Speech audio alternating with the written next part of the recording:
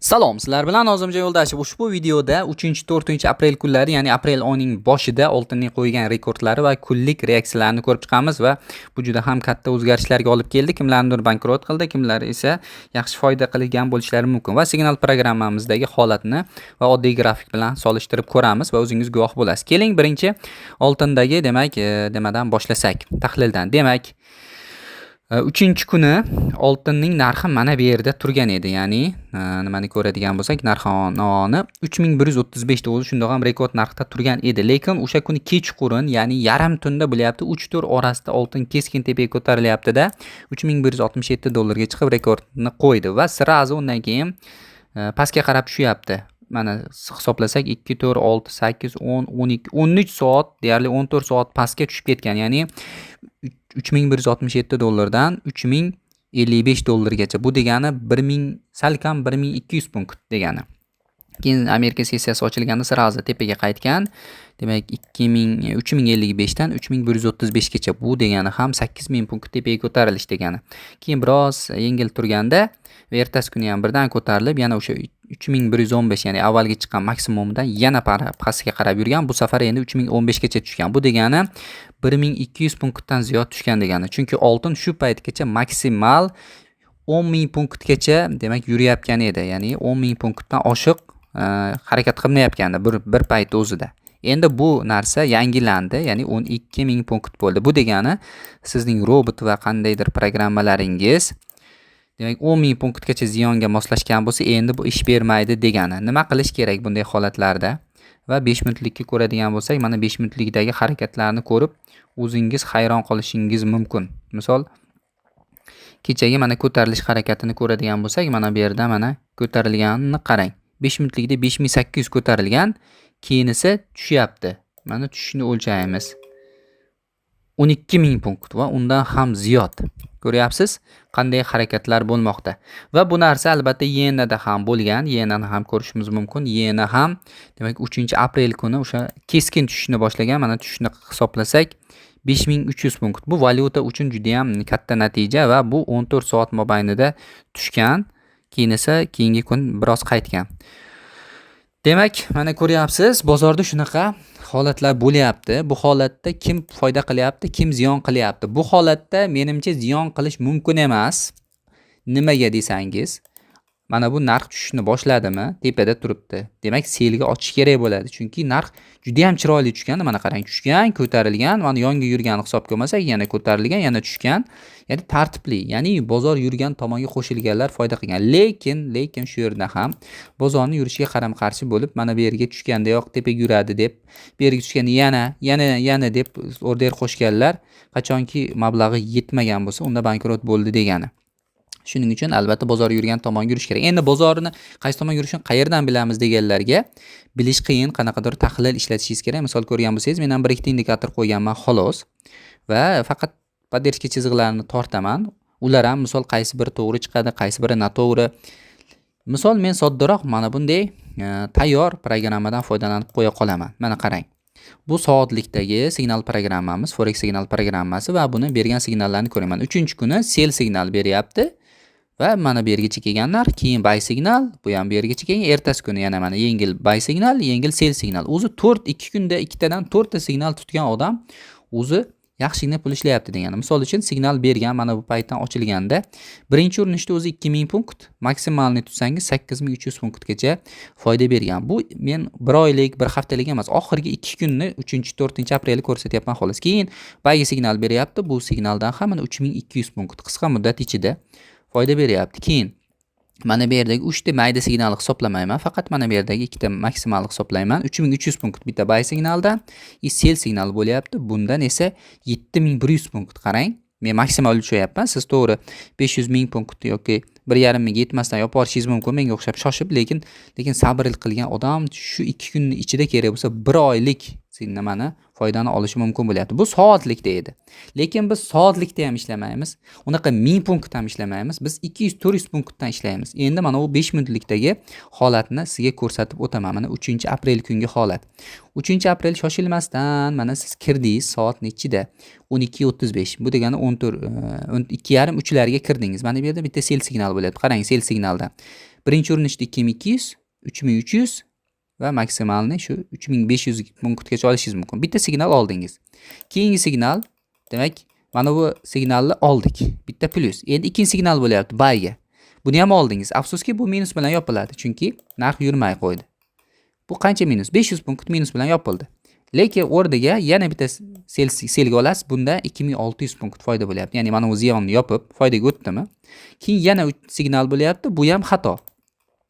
Ya'ni mana bu signal bayga bo'lyapti, chunki trend pastga bo'lgani uchun bayga qisqa signallar bo'lyapti. Bu ham xato. Mana bunda olasiz. Selga foyda bo'ldi, keyin esa yana bayga signal bo'ladi. Ya'ni bu yerda bitta minus, yana orqadan ikkita plus olasiz. Mana buningiz demak 1200 punkt bilan qopladi. Keyin esa mana bu bay signalni ko'ring. Birinchi urinish 2100, keyingi urinishda esa 6300 punktgacha ko'tarilgan. Va shuni orqasidan sirazi yana sel signali bo'lyapti. Shu yerlarda biz savdoda qilganmiz 1600 punkt mana.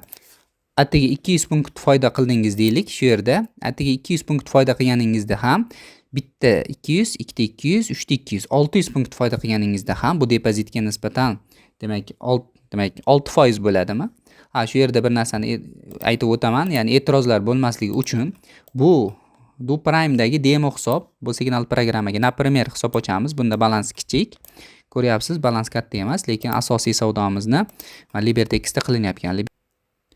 Demak, biz asosiy savdoni LibertyXda qilganmiz. Ya'ni ko'ryapsiz, bunga hech qanaqa programma o'rnatmaganman. Ya'ni bir-biriga xalaqit bermaslik uchun. Bunda demak savdo qilaveraman. Bu boshqa brokerga o'rnatganimda signalga qarayveraman. Kotirovkasi shundoq ham bir xil. Demak, siz bu bilan nima demoqchiman? Men MetaTrader 4 emas 5 ta ishlayman deganlarga ham siz bemalol 5 ta ishlayverasiz. Signal programmani 4 ga o'rnatib qo'yasiz. Tamom, bemalol olishingiz mumkin. Ko'ryapsiz, bu 5 minutlikdagi kichik signallar.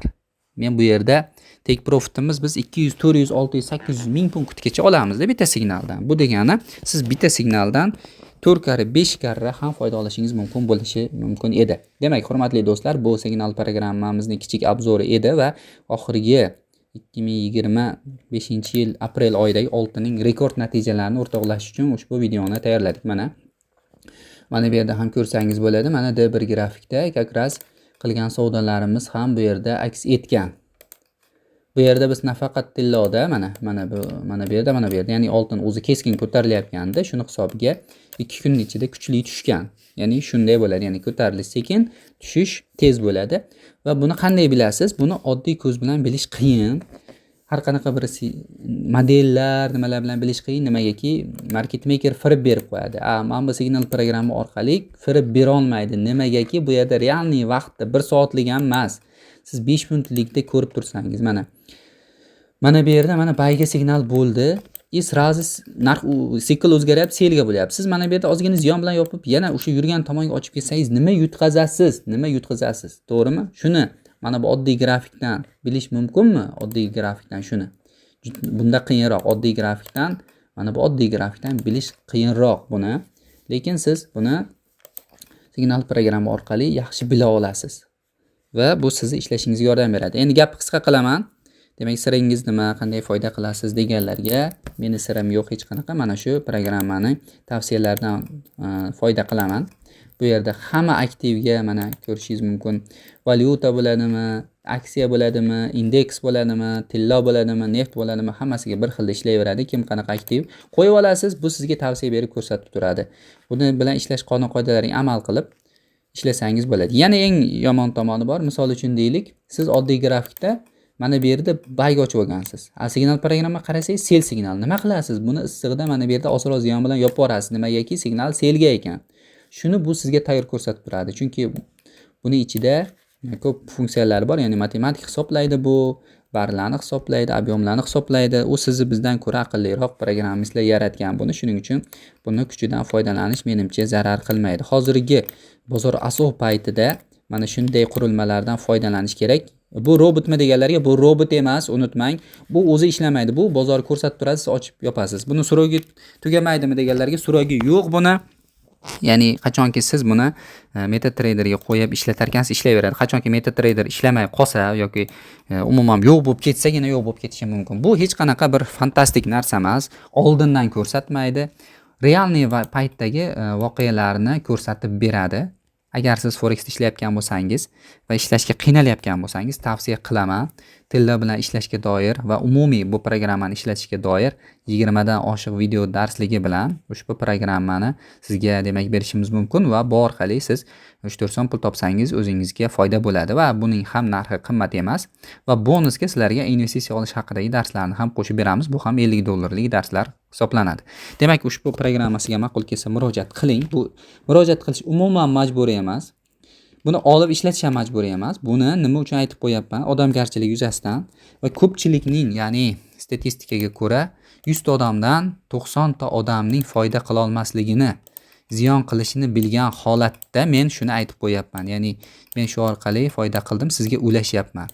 Siz 90% minus qilganlar qatorida bo'lmoqchimisiz yoki 10% gina plus qilganlar qatorida bo'lmoqchimisiz? Bu sizga yordam beradi. Chunki hamma ham aqlli emas. Misol men ham zo'r bilaman deganim bilan men ham tahlil qilib hammasini ma'muriy chizib hammasini topa olmayman. Bunga texnik jihatdan vaqtim ham yetmaydi, salohiyatim ham. Lekin mana bunday tayyor narsalarning kuchidan foydalanishga albatta hammamizning aqlimiz yetsa kerak.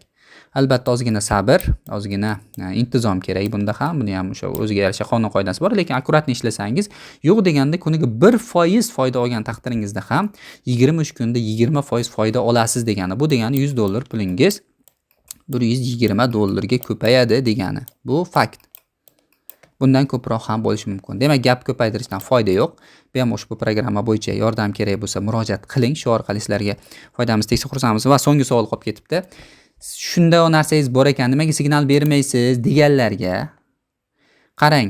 1 soatlikdagi signallarni stop lossi biroz ko'proq, shuning uchun biz bundan foydalanmaymiz. Ya'ni 1000 punkt stop loss qo'ygandan ko'ra 200 punkt stop loss qo'yganimiz yaxshi. Shuning uchun biz 5 minutlikda foydalanamiz. Mana 5 minutlikda deylik, mana bu yerda signal paydo bo'ldi. O'sha paytda narx mana bu yerda turibdi. Bu yerdan men sirazu ko'rib sizga aytgunimgacha narx mana bu yerga tushib bo'ladi. Ya'ni orada o'zi signalning surugi tugab bo'ladi. Shuning uchun buni kimgadir aytib turishning imkoniyati yo'q. Buni o'zingiz o'rnatib, o'zingiz ko'rib turishingiz kerak. Mana oxirgi daqiqani ko'ring mana. Shu yerda bayga signal bo'lyapti. Shuni ko'rib, shuni mana shu yerda ochishingiz kerak. Mana oxirgi mana signalda stop lossni o'lchaymi necha punkt mana. Narx shu yerda turganmiz, stop lossi mana debgacha tushsa mana 390 punkt ekan, mana yana 400 punkt. Shuni yetkazib berguncha narx mana bu yerga chiqib bo'ladi-da. Shuning uchun buni o'zingizda tursa, o'zingiz liboy payt qarab, xohlang ertalab, xohlang kechqurun, xohlang yarim tunda bemalol foydalanishingiz mumkin. Shuning uchun bundagi signallarni aytib turishning imkoniyati yo'q. Shuning uchun bemalol murojaat qiling, albatta shu orqali foydamiz tegsa xursandmiz. Sizlar bilan Nozimjon Yo'ldashev bo'ldi. Keyingi videolarda ko'rishguncha, avvallari signal programmani har oylik natijasini aytib turardik soatlikda, lekin ko'pchilikka bu ma'qul kelmadi. Nimagaki, men o'zimga ham ma'qul kelmadi, chunki men soatlikda hammani katta miqdorda stop loss qo'yib kutib o'tirishga vaqti yo'q. Shuning uchun biz bunda 5 minutlikda ishlash uchun yaxshi strategiya o'ylab topib moslashtirdik va bu juda ham yaxshi effekt beryapti. Kuniga maksimal 5 ta signal. Har bir signal 200 punktdan. Hisoblang, 5 kere 200 1000 punkt. 1000 punkt degani bu depozitga nisbatan 10% degani. Bu degani 100ingiz 110 bo'ldi degani. Xuddi shunaqa, bu hammasi realniy fakt. Buni albatta ishlatib ko'rgani bilasiz. Demak, ushbu programma bo'yicha murojaat qiling va bu yana Forexga doir ma'lumotlar kerak bo'lsa, darslar kerak bo'lsa ham murojaat qilishingiz mumkin. E'tibor uchun rahmat. Sizlar bilan keyingi videoda ko'rishguncha